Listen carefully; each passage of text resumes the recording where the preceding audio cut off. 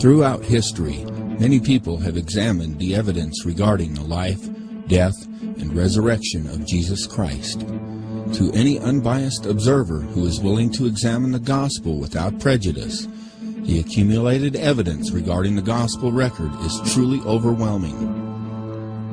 For atheists, agnostics, and even Christians, what you are about to see may shock you.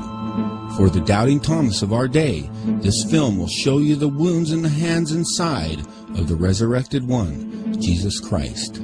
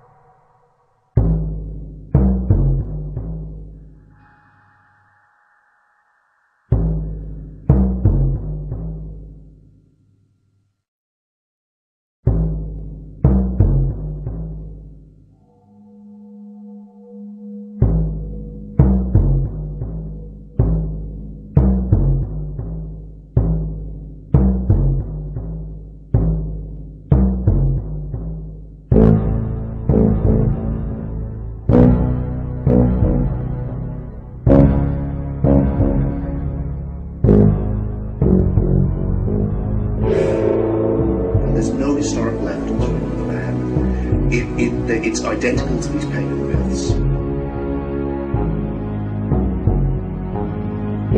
Modern icons, especially Jesus Christ, were as mythical as Hercules and Zeus and Athena and the goddess Thor and all the other gods that we have been taught to almost roundly dismiss. We certainly should not be harming each other over religious beliefs.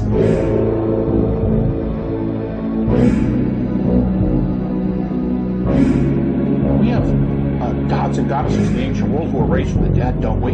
You say, you have to be specific and say, well, who do you have in mind? And what's the gap? Because except for Isis and Osiris, which, as one scholar pointed out, as many scholars have pointed out, is not really in a resurrection account at all, we have no ancient story which predates the resurrection of Jesus.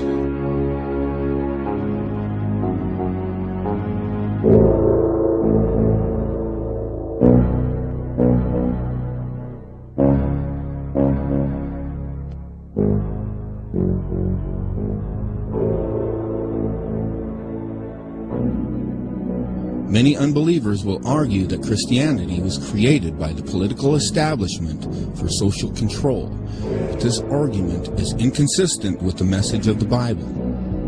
For instance, in the Gospel of John, Jesus referred to Satan as the ruler of this world. He said that the Holy Spirit will convict the world of judgment because the ruler of this world is judged. Also, Peter taught to obey God rather than men.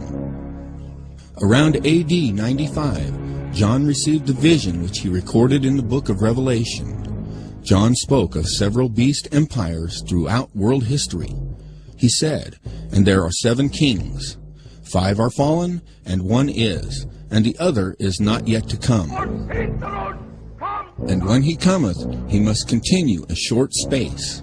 And the beast that was, and is not, even he is the 8th, and is of the 7, and is going into perdition."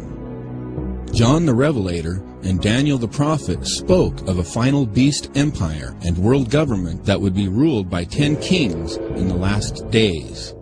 John declared that the world leader will cause all people to receive a mark in their right hand or in their foreheads in order to buy or sell. Contrary to the idea that Christianity was established for social control, the Bible teaches that all who take this mark or who serve this world government will be damned, but those who are beheaded for the witness of Jesus will reign with him in his kingdom. Financial and healthcare applications. One thing I would just suggest, I'm just an outside soon-to-be investor. I love this idea, by the way, Scott. I think this is great. Thank you, Sean.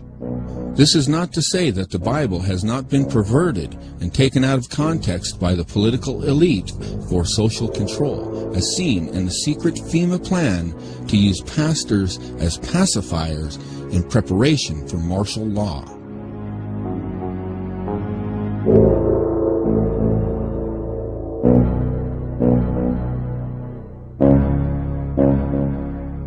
The debriefing tells pastors to help implement FEMA and Homeland Security directives. FEMA directors told pastors to preach specific passages to their congregations, like Romans 13. The Bible passage often taken out of context by dictators like Hitler to hoodwink Christians into supporting him. And the text that I want us to focus on is Romans 13, verses 1 to 7. It has been used, for example, to justify unseemly conformity to the status quo both in this country and abroad.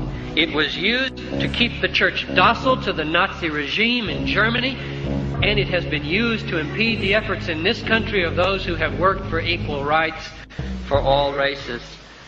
And I want us to look closely to see what Paul is really teaching here, to see whether those uses are really abuses. If the authorities ever begin to punish the good and reward the bad, our submission to them is going to come into conflict with submission to God. It is right to resist what God has ordained in order to obey what God has commanded.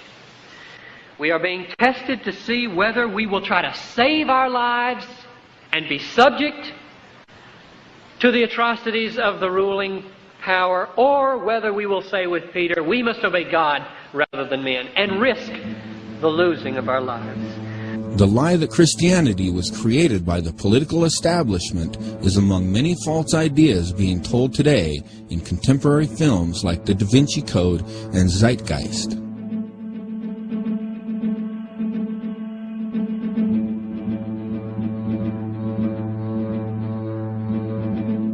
In Part 1 of the film Zeitgeist, nearly 200 sources are cited in the transcript.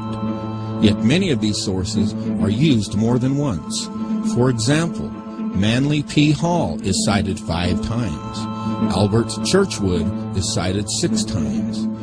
Timothy Freak and Peter Gandy are cited 7 times. Edward Carpenter is cited 8 times. Thomas Doane cited 19 times. D.M. Murdoch is cited twice. However, D.M. Murdoch also goes by the pen name Acharya S. Acharya S.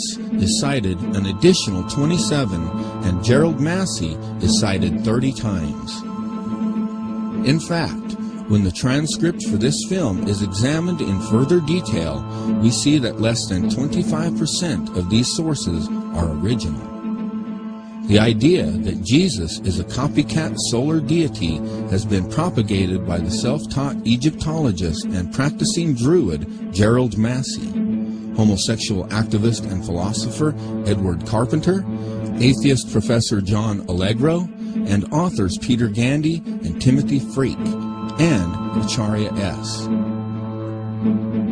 In 1970, John Allegro also wrote a book entitled The Sacred Mushroom and the Cross that suggests other ideas. Allegro proposed that the earliest Christians were actually a secret cult group that used hallucinogenic mushrooms and utilized the name Jesus as a code word to avoid letting outsiders know about their secret activities. Allegro was criticized immediately by almost every major historical scholar.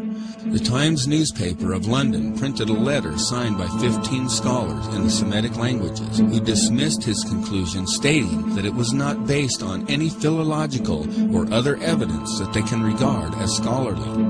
His book was denounced as an essay in fantasy rather than philology.